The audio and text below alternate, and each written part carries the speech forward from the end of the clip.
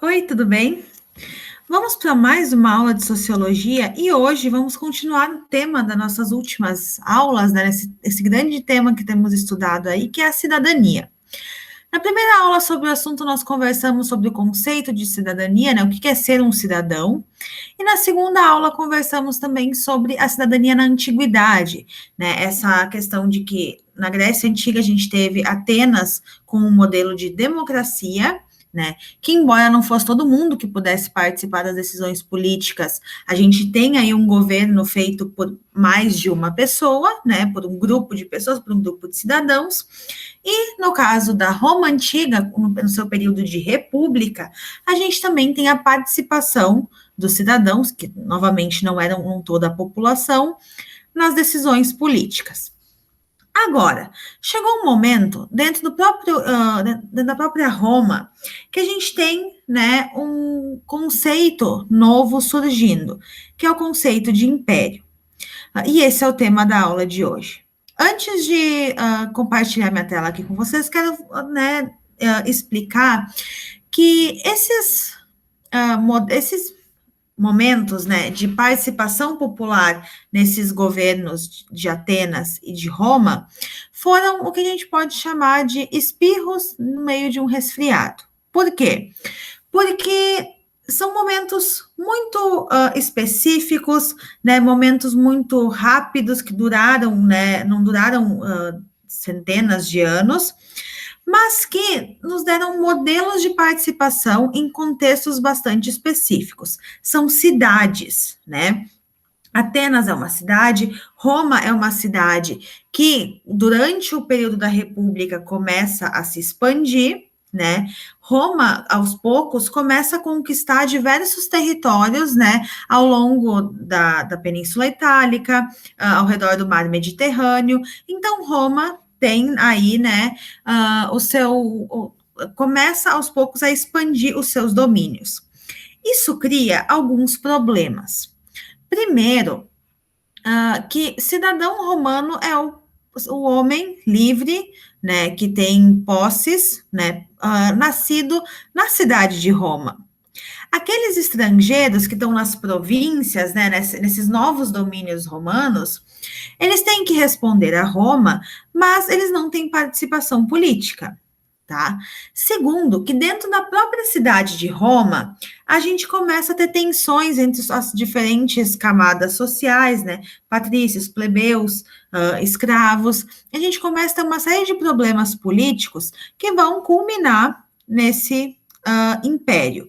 Mas o que quer dizer império? Bom, vou agora compartilhar com vocês a minha tela para que a gente possa estudar, né, o texto da aula de hoje e entender um pouquinho mais o que é esse império. Bom, estamos aqui com o texto, o mesmo texto que está no Class para vocês, e vamos ler, né, esse texto e conversar sobre ele aos pouquinhos. Bom, a palavra império tem na sua origem na palavra latina imperium. Imperium era o poder que os magistrados, né, um dos cargos políticos da Roma Antiga, da República Romana, esses magistrados eles tinham, né, esse poder de exigir a colaboração dos cidadãos quando fosse necessário. Então, eles podiam utilizar o poder de imperium para exigir essa colaboração, tá? No caso das províncias, dessas províncias que estão começando a surgir, a gente tem os cônsules, né, ou procônsules, que são nada mais, nada menos do que administradores romanos.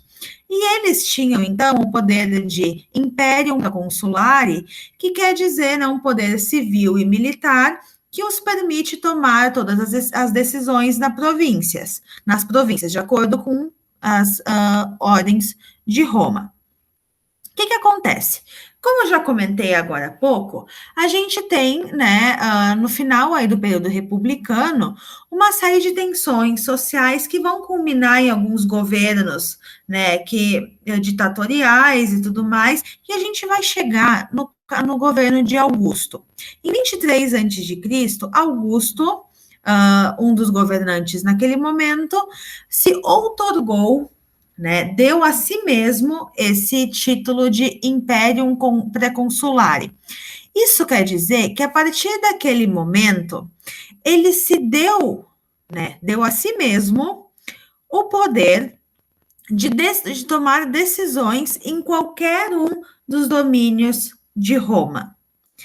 Isso é muito importante, pessoal.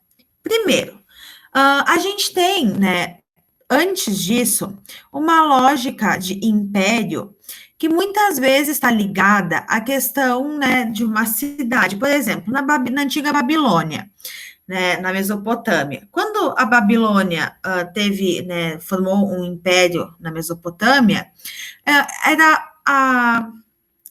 havia, naquele momento, uma grande influência da cidade da Babilônia nas demais cidades mesopotâmicas. As outras cidades continuaram sendo cidades-estado, mas a gente tinha essa influência da Babilônia. Quando a gente tem o Egito Antigo, por exemplo, a gente tem, né, um território todo agregado aí ao redor do rio Nilo, com pessoas, né, respondendo a esse governante, o faraó, mas, né, com uma cultura em comum e tudo mais. Agora, esse poder, né, ele está centrado em questões que dizem respeito à figura do faraó, a figura do governante, no sentido, né, não da pessoa em si, mas dessa figura. Agora, em Roma, a gente tem uma diferença importante. Quando o imperador se auto-outorga o título de Imperium Proconsulare, ele está se dando na sua pessoa o poder. E aí a gente tem uma diferença importante. Tanto que, né, a gente considera como realmente um império, o Império Romano. Né? Esse título de império é dado para muitas organizações políticas anteriores ou posteriores ao Império Romano, mas é o Império Romano que inaugura, né, esse conceito de império. Atualmente, né, o conceito de império tem muito mais a ver com questões de relações econômicas e culturais marcadas por disparidades de poder, ou seja, tem uma nação mais poderosa que domina uma nação menos poderosa. Mas, na Roma Antiga, a gente tem algumas diferenças. Vamos dar uma olhadinha nas outras partes do texto para a gente poder conversar um pouquinho mais sobre isso, tá? Bom, durante o Império Romano, o modelo de organização política funcionava de forma centralizadora, tá? Ou seja, centralizava todas as decisões, todo o poder nas mãos de uma pessoa. Quem era essa pessoa? O imperador. Era ele quem detinha esse poder, quem podia, né, tomar as decisões. Isso ocorria de forma para conciliar, né, e unificar as unidades administrativas. A partir do momento que Roma foi crescendo, né, primeiro, durante o período da República, como eu já comentei, a gente tem, né, já um crescimento da Roma, né, da cidade de Roma, em relação aos seus arredores. Mas, durante o período do Império, esse domínio de Roma cresce muito. Vai ser o maior império em extensão até então. Não se conhecia nenhum império tão grande quanto o Império Romano. E, no fim das contas, para que se pudesse administrar todas essas províncias, todo esse império, a gente foi criado, né, pelos imperadores romanos, um modelo que está centrado nessa figura. A obediência está na pessoa do imperador.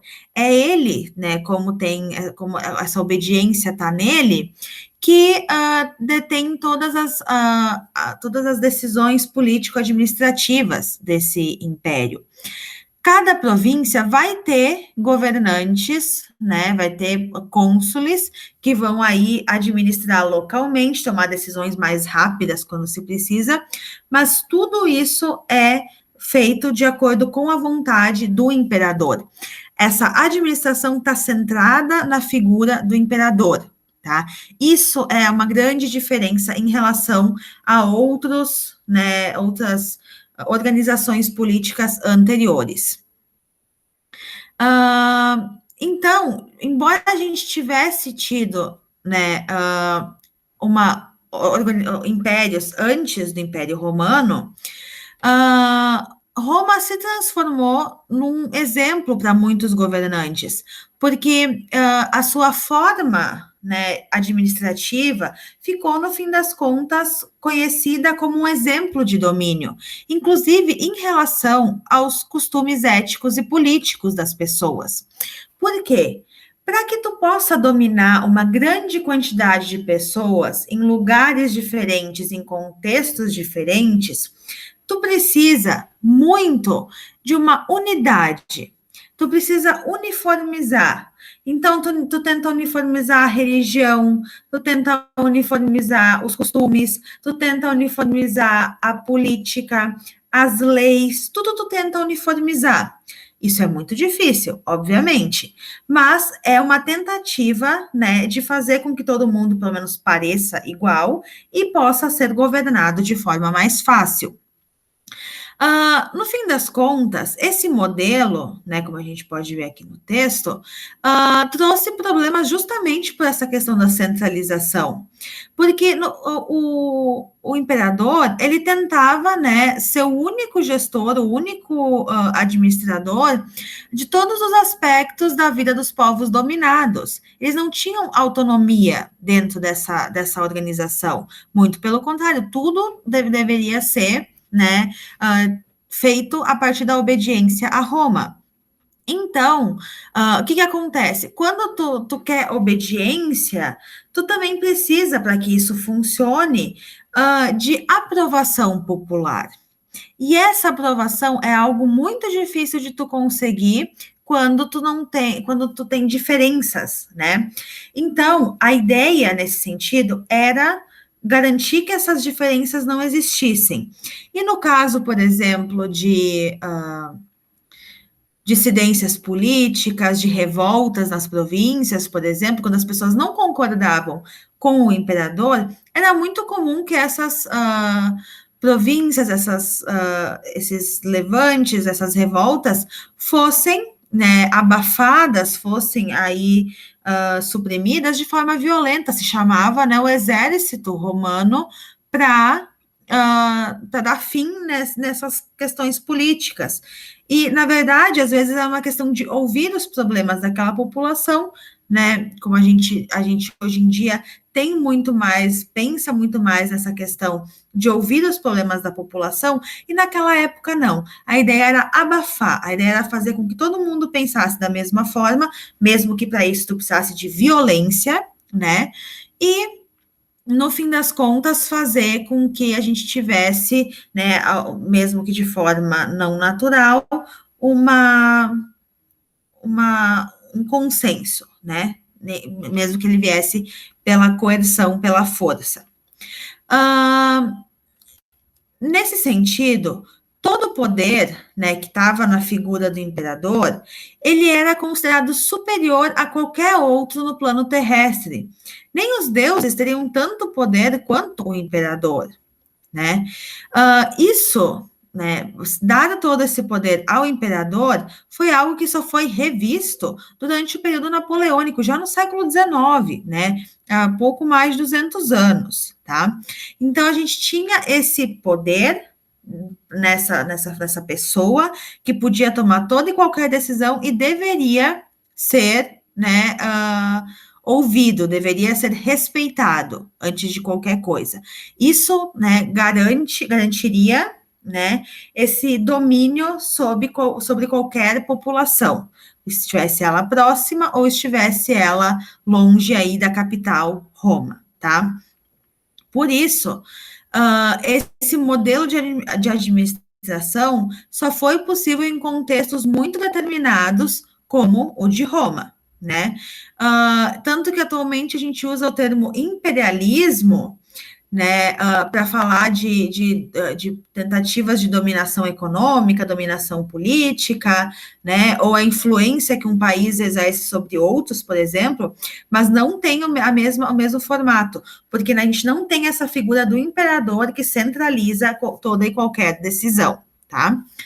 Bom, Vamos falar um pouquinho dessas características desse império, para a gente entender um pouco mais como ele funcionava na prática, tá? Na fase imperial, então, o poder foi exercido pelos imperadores. Eles detinham todo o poder político, militar e religioso sobre todo o território romano, tá? E esse poder, né, qualquer decisão passava pelo imperador. Podia ser uma decisão, né, política, tinha que passar pelo imperador, uma decisão militar, né, pensando na manutenção da ordem interna, nas campanhas de conquistas, por exemplo, de mais territórios, passava pelo imperador. Inclusive, muitas vezes o imperador podia comandar esse exército, podia comandar essa conquista, se ele quisesse, tá? E os governos das províncias conquistadas também, embora a gente tivesse, como eu comentei, alguns momentos de se hidratar, né? Embora a gente tivesse administradores, né, alguns cônsules que administravam essas províncias e tomavam decisões mais rápidas quando era necessário, né? Quando não podia, uma decisão não podia passar pelo imperador. No geral, toda e qualquer decisão em relação às províncias também passava por ele. E essas decisões que eram tomadas pelos cônsules dentro das províncias eram decisões que estavam de acordo com a vontade do imperador. Não era nada assim, acordei hoje e quero fazer isso. Não. Se o imperador não aprova esse tipo de coisa, tu não pode fazer, tá? É interessante pensar ainda que dentro do Império Romano, a economia se sustentava por aquilo que as províncias conquistadas produziam, né? A própria necessidade de alimentos da cidade de Roma era, né, suprida pelas províncias da Península Ibérica, por exemplo, o norte da África. Então, era uma economia que dependia tanto, né, de produtos, né, produzidos nas províncias, né, produtos produzidos é meio redundante, mas em todo caso, e também dos impostos dessas províncias. Toda essa estrutura dependia, né, desse dinheiro que vinha das províncias. Conquistar províncias não era só uma questão de poder, era também uma questão econômica, tá? E, nesse sentido, a atuação dos escravos era fundamental, já que para o funcionamento dessa economia, tu precisava de mão de obra barata. Então, né, ter muitos escravos e muitas vezes novas províncias forneciam também um novo aporte de escravos, o que era importante, tá? Os escravos eram obtidos, na sua grande maioria, nas guerras de conquista que os romanos realizavam, e também, nesse sentido, as províncias tinham que produzir riqueza constante. Caso, né, essas províncias não pudessem, né, naquele momento não estivessem produzindo a riquezas conforme Roma precisasse, o imperador poderia, né, intervir nessas províncias no sentido de exigir uma maior produtividade econômica, tá? Bom, vou parar aqui na apresentação para a gente conversar aqui mais de perto. Cá estou. Bom, como a gente vê nesse exemplo que é o Império Romano, mesmo depois, né, desses dois espirros no meio da história mundial aí, né, que são as possibilidades de participação política na Grécia, né, com a cidade de Atenas e sua democracia, e o período republicano de Roma, a gente tem um momento, né, com o Império Romano que a gente inverte completamente essa lógica de participação, ou seja, ao invés de tu dar poder às pessoas e as pessoas poderem ajudar a decidir, não, tu investe, né, de poder uma pessoa e todo o poder, toda a decisão, toda e qualquer possibilidade de administração vai estar na mão dessa pessoa, pelo fato dela ter este poder de exercer, né, a política e de decidir. Então, isso é muito importante. Pensando também depois nas monarquias, a gente tem algo muito parecido, né? Mas isso vai ser assunto para uma próxima aula. Esse vídeo já está longo, a gente já conversou bastante, então vou, né, encerrar o tema da aula por hoje. A ideia é que a gente possa conhecer esse conceito e conhecer essa lógica de conquistar, né, tanto para manter esse domínio sobre muita gente, mas também para manter a própria economia funcionando, essa lógica de ter esse domínio, de controlar a vida das pessoas, né, e que a gente possa, então, entender um pouquinho mais de como isso funciona de forma, né, na prática, tá bom?